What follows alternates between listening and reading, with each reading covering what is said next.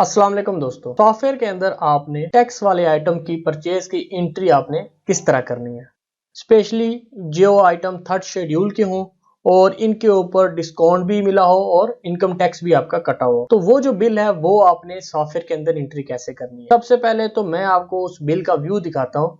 ये उनका बिल था। इस बिल को मैंने ओपन किया और ये वीडियो के लिए मैंने उसको कलर कर दिया कॉलम्स को। इसकी वजह यह थी कि ये बिल जब आप देखेंगे तो आपको थोड़ा सा टाइम लगेगा समझने में, क्योंकि अभी नए नए बिल टैक्स वाले आ रहे हैं और फिर टैक्स भी एक नहीं है, इसमें मल्टीपल टैक्स हैं। आइटम का जो भी उसका शेड्यूल है उसके मुताबिक उसकी जो टैक्स की कैलकुलेशन है वो डिफरेंट होती है। तो इस वजह से जो भी आपके पास बिल आएगा तो वो आपने बिल को पहले थॉरोली चेक करना है कि ये टैक्स किस वैल्यू के ऊपर लगा हुआ है, इनकम टैक्स किस वैल्यू के ऊपर लगा हुआ है और इसके अंदर ट्रेड प्राइस क्या है, आरपी क्या है, एमआरपी क्या है। तो ये बहुत सी चीजें आपने मद्देनजर रखनी है सॉफ्टवेयर के अंदर एंट्री करते हुए। जिस तरह पहले होता था कि एक डाटा एंट्री वाला उसने बिल देखा, उसमें क्वांटिटी देखी, रेट देखा और उसने बिल डाल दिया। अब इस तरह का निजाम नहीं चलेगा, आपको खुद भी इसके ऊपर वर्किंग करनी पड़ेगी और जो भी डाटा एंट्री वाले हैं उनको भी इसमें विजिलेंट होना पड़ेगा कि ये ना हो कि आप कुछ एंट्री कर दें और एफबीआर के पास जो आपका डाटा गया हुआ है उसमें कुछ और हो। तो ये दोनों चीजों का आपने मद्देनजर रखना और फिर साथ आपने ये भी देखना है कि जिस सप्लायर ने आपको ये बिल दिया है जरूरी नहीं कि उसने भी कैलकुलेशन आपकी ठीक की हो, तो आपने उसको भी रीचेक करना है कि हमारा ये टैक्स बनता था कि नहीं बनता था। अब देखिए, एक तो ये इनवाइस है, आप ये सामने है। इसी तरह मैं आपको एक डाल्डा की इनवाइस दिखा रहा हूँ, उसके नीचे लिखा हुआ है कि एडवांस इनकम टैक्स 0.1% फाइलर पे है, 0.2% नॉन फाइलर के ऊपर एक ये टैक्स है। इसी तरह ये आप टैक्स देखें फर्दर 3% और ये रजिस्टर अनरजिस्टर है। इसी तरह एडवांस इनकम टैक्स 0.5 फाइलर पे है और 1% नॉन फाइलर पे है। ये सिर्फ मैं आपको वीडियो के लिए आपको बता रहा हूँ। ये फिगर्स जब आप देख रहे होंगे उस वक्त हो सकता है चेंज भी हो चुकी हो या इसमें से कोई टैक्स खत्म हो गया हो, कोई इंक्रीज हो गया हो, कोई डिक्रीज हो गया हो। बेसिक जो चीज मैं आपको समझाना चाह रहा हूँ कि ये अब इतना आसान काम नहीं रहा कि आप परचेज इनवाइस को प्रॉपर एंट्री करें। तो हर चीज को आपने मद्देनजर रख के तो फिर आपने सॉफ्टवेयर की तरफ आना है इसकी एंट्री करने के लिए। अब सबसे पहले जब ये मैंने इनवाइस को देखा तो मैंने ये कैलकुलेशन इसमें से निकाली कि ये जो टैक्स है वो किन वैल्यू के ऊपर लगा हुआ है और फिर इसी तरह ये जो इन्होंने इनकम टैक्स लगाया हुआ है, विद होल्ड किया हुआ है, ये 194 रुपीज, ये किस वैल्यू के ऊपर लगा हुआ है। तो जो इन्होंने अभी टैक्स लगाया हुआ है ये रेट है, इसके ऊपर इन्होंने 17% टैक्स लगाया हुआ है और इसके बाद ये वैल्यू के ऊपर इन्होंने ट्रेड डिस्काउंट भी दिया हुआ है जो कि नेट वैल्यू ये बनती है। जो इनकम टैक्स की कटौती हुई या इन्होंने विद होल्ड किया इनकम टैक्स, वो उन्होंने यहाँ पे 194 रुपीज रखा जो कि नेट वैल्यू के ऊपर है, लेकिन टैक्स से पहले का है, उन्होंने ऊपर लिख भी दिया है। तो एक तो ये हो गया कि टैक्स हमारा किस रेट के ऊपर लगा हुआ है और दूसरा हमारा इनकम टैक्स किस वैल्यू के ऊपर कटा हुआ है। अब ये इलेक्ट्रॉनिक्स के आइटम है और ये थर्ड शेड्यूल के आइटम है और थर्ड शेड्यूल के आइटम का मतलब ये है कि ये जो इनकी प्राइस है एमआरपी मैक्सिमम रिटेल प्राइस है, ये 25,800 रुपए की है। कंपनी ने इनसे जो टैक्स की वैल्यू है वो उसने इनसे चार्ज कर ली है 3749 रुपए। अब ये किसी कस्टमर को ये 25,800 का दें, 20,000 का दें, 30,000 रुपए का दें, चाहे किसी को मुफ्त का भी दे दें, तो ये जो टैक्स है कंपनी ने इनका टैक्स काट लिया है पहले। अब इन्होंने कस्टमर से को मजीद टैक्स वगैरह नहीं काटना, जो टैक्स इनका कटा हुआ है वही टैक्स इन्होंने कस्टमर से लेना है, यानी टैक्स इनका फिक्स ही रहेगा। इन आइटम्स को बोलते हैं कि ये थर्ड शेड्यूल के आइटम्स है। जब ये सारी कैलकुलेशन आपने समझ ली इनवाइस के ऊपर, तब आपने आना है सॉफ्टवेयर के ऊपर। अगर इनवाइस की कैलकुलेशन आपको समझ नहीं आई तो आप सॉफ्टवेयर के अंदर उसकी एंट्री नहीं कर सकते। इसलिए एंट्री करने के लिए जरूरी है कि पहले आपको इनवाइस की खुद समझ आ जाए कि इनवाइस के ऊपर क्या हुआ है। अब हम आते हैं सॉफ्टवेयर की तरफ, इसकी एंट्री हमने कैसे करनी है। सॉफ्टवेयर के अंदर हमने सबसे पहले तो आते हैं परचेज के ऊपर। अब जब आपने परचेज के ऊपर आए तो अगर आपके सामने इस तरह का फॉर्म खुल रहा है जिस तरह ये मेरे पास खुला हुआ है और आप इनवाइस की एंट्री करना चाहते हैं इस तरह की इनवाइस को, तो आप इस वाले सॉफ्टवेयर के वर्जन के ऊपर ये इनवाइस इंटर नहीं कर सकते। तो इसके लिए आपको जो सॉफ्टवेयर का अपडेटेड वर्जन है टैक्स के हवाले से, उसके ऊपर आपको अपडेट करवाना पड़ेगा और उसके लाजमी बात है कि चार्जेस भी हैं। अब आते हैं जी दूसरे वाला वर्जन जिसके अंदर मैं ये जो बिल है उसकी एंट्री करना चाहता हूँ। अब ये अपडेटेड वर्जन के अंदर हम आगे जब आप फॉर्म देखेंगे तो इसके अंदर आपको काफी सारी नई चीजें नजर आएंगी जो उस वाले फॉर्म के अंदर नहीं है। उसकी वजह यह है कि वो हमारा परचेज के पुराने तरीके से उसका फॉर्म डिजाइन हुआ है और ये वाला जो फॉर्म है ये लेटेस्ट जो FBR की रिकमेंडेशन है उसके मुताबिक हमने डिजाइन किया हुआ है।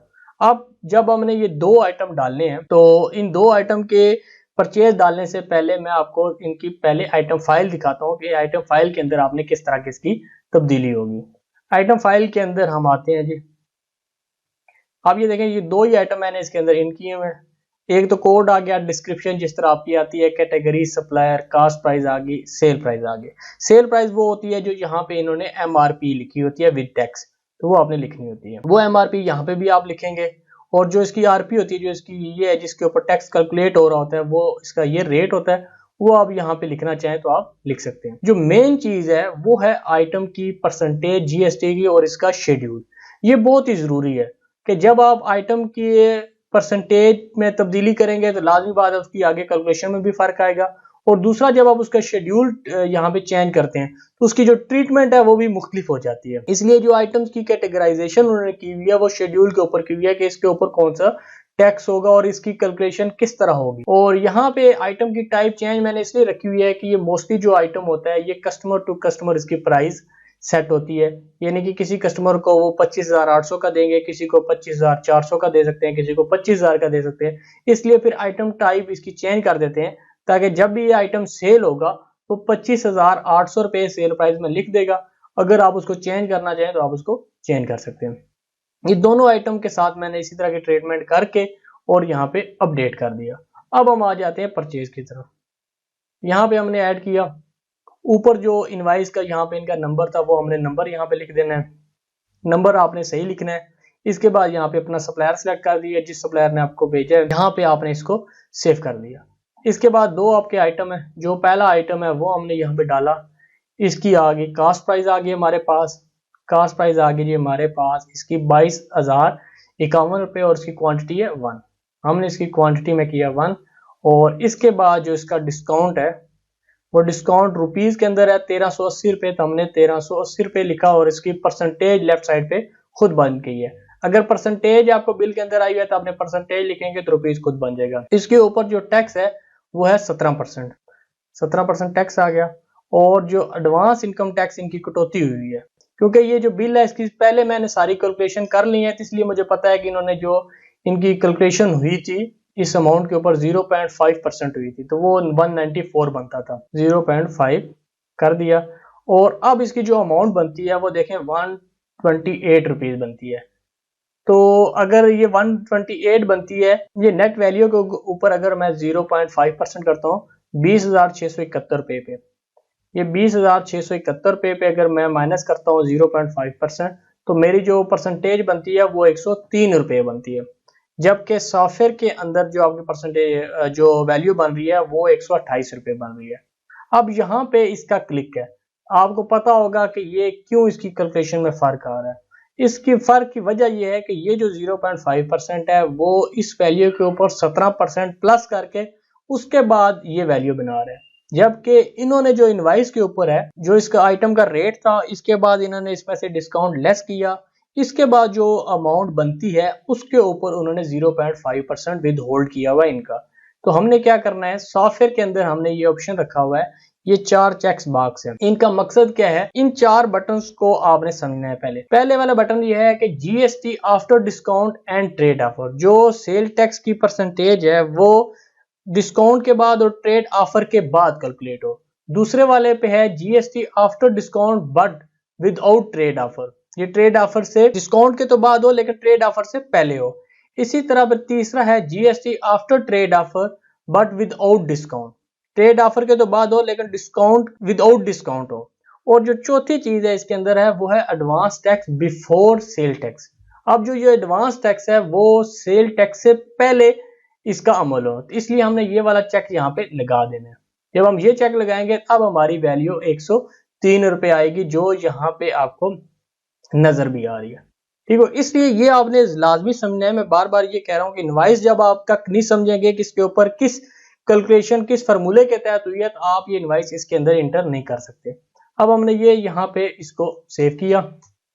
इसी तरह दूसरे आइटम पे गए, दूसरे आइटम की कास्ट प्राइस ये है, उसकी क्वांटिटी भी हमारे पास है 1 ही है जी। और 1 के बाद इसके ऊपर जो डिस्काउंट है वो है 1200 रुपये, और इसके ऊपर जो सेल टैक्स की परसेंटेज है वो है 17%, दोनों की एक ही है। इसके बाद जो इसके ऊपर भी लगा हुआ है इनकम टैक्स लगा हुआ 0.5 है। और अब ये देखिए ये 91 ये हो गया और 103 पहले का था, तो ये दोनों की कैलकुलेशन 194 हो गई है, जो यहाँ पे आपको मैच नजर आएगी। तो जब आपने इनकी वैल्यू को समझ के सही एंट्री करेंगे तो आपका जो बिल है वो और इसका सॉफ्टवेयर का टोटल दोनों बराबर आएंगे। ये दो ही आइटम है इसलिए मैंने इसको नो कर दिया। अब आ जाती है कि आपने इसको अपने बिल को कंपनी के बिल के साथ वेरीफाई करना है कि जो आपने एंट्री सॉफ्टवेयर के अंदर डालनी है और जो बिल के ऊपर है वो दोनों मैच कर भी रही हैं कि नहीं कर रहे।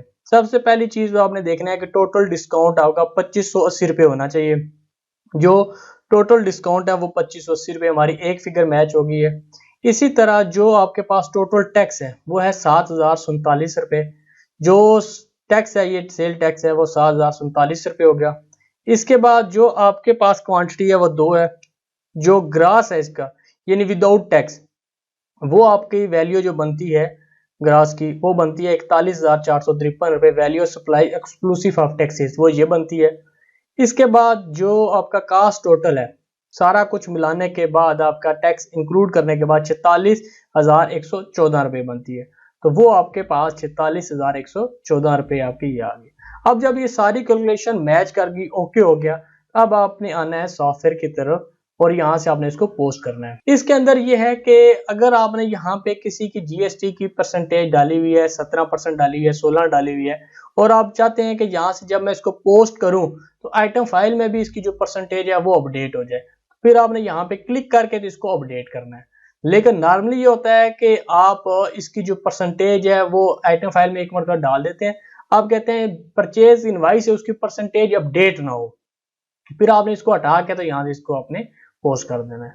तो ये था जी आपके थर्ड शेड्यूल आइटम की परचेज, क्या आपने किस तरह उसकी परचेज करनी है और किस तरह आपकी वैल्यू आपके इनवाइस के साथ मैच करनी चाहिए। उम्मीद है दोस्तों कि मेरी ये आपको वीडियो पसंद आई होगी। कमेंट्स के अंदर जरूर इसका इजहार कीजिएगा। अल्लाह आपका आमीन नासिर हो। अल्लाह हाफिज।